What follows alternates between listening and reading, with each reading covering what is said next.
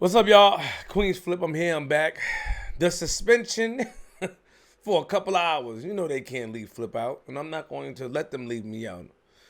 Shout out to my man Art, you know what I mean? Shout out to Joe, shout out to the whole JBP. I wasn't letting them leave me out. I went right there, right to it. Joe told me, because, I told y'all, we had an argument, and you can watch on Patreon how the argument went. I think it's a higher tier, but me and Joe had a big argument in the bar. Somebody DM me, yo, I thought you and Joe was about to fight. I thought Joe was about to rock it off on you. But we was going into it, and shout out to them. Shout out to the network. First and foremost, I'm going to let y'all know that me and G Money is coming back. Flip the Script podcast is still there. Nothing changed. Flip the network is still there. Nothing changes at all. We still got it going. We still rocking. We're going to keep it moving in the direction we need to move it in.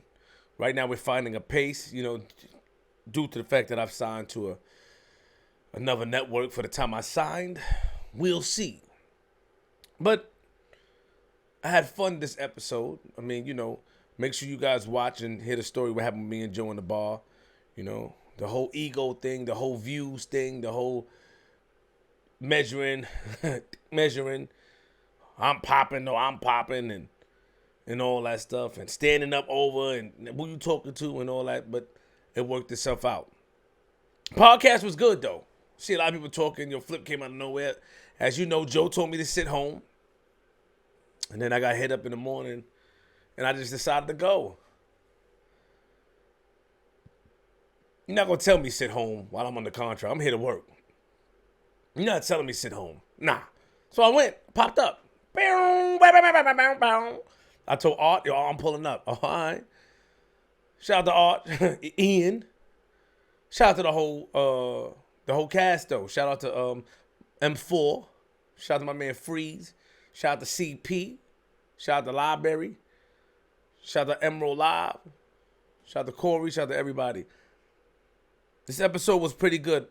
But there's one thing I wanted to ask you people. So there was a question that I posed to M4, and I said, about people distancing themselves from somebody they've been cool with for a long time. So I'm not going to say she was cool with Kanye for a long time, but M4 doesn't rock with Kanye anymore because of his beliefs. Now, I don't necessarily believe in that. I love Melissa. It's fire. Fire. Beautiful. Great personality, great energy. But I said, nah, we not going with that. I had a friend named King Face, God rest the dead. He was a MAGA supporter. He supported Trump. He ended up in the White House. And my mom, being who she is, she didn't really like Trump. And she had a lot of things to say about my friendship with Face. I didn't agree with her. I didn't like it. And I felt like, because I didn't believe in the whole thing, I don't care if his political beliefs. I don't, me personally. I care about how he treat me. As long as he's not hurting the world, as long as he's not doing anything immoral as far as touching children or doing like a lot of things, if it's not affecting me personally or my family or my inner circle or human society, I can look past it. I will not stop being somebody's friend because of their political views. I may look at them crazy. I feel like a lot of us hop on the bandwagon of others. I feel like we like to hop on the bandwagon of the norm. Like, oh, you look crazy. That's why I said I respected Whoopi Goldberg when she protected Mel Gibson. I did. I respected it. I don't like what he said, but she held him down. She stood on her square. I respected that. So I was telling M4, I'm like, yo, like, you was cool with Ye. You was cool with him. Now the world don't rock with him, you're not rocking with him, and she has her beliefs, and I understand that. I mean, her beliefs are solid. Don't get it twisted. I don't believe in that, though. And that's what I want to ask you guys. What does it take for a person to do who you consider? And I'm not. First of all, let me just put some context. M4 said they just checked on each other. No, she was just cool with him. I'm adding ketchup to the spaghetti sauce. I am. I'm adding mad ketchup. I'm trying to make them look crazy. Nah. It was cool. It was cordial. But how I feel is that when it was a positive state, I'm pretty sure she has positive things to say. Now that it's not, I told her, or I feel like, yo, you're not rocking with him. And that's her right.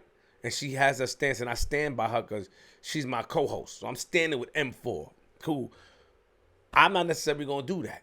And I'm going to ask you guys, what does it take for a person to do for you to not be their friend no more? What does it take for a person to do for you to publicly denounce the friendship? How far can they go? A lot of us, a lot of you out there, don't be phony, have crazy people in our family.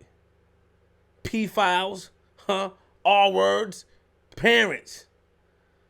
Let's talk about it. Y'all don't want to talk about that. Let's talk about it. It doesn't make it right. It's disgusting.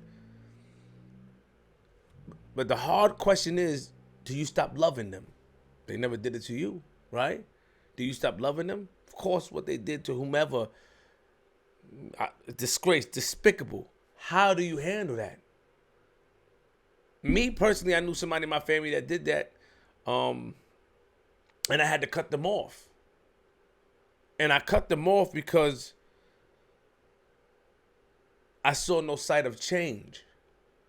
It was excuses, and if excuses are the tools for the weak and incompetent, they build and lead bridges to nowhere.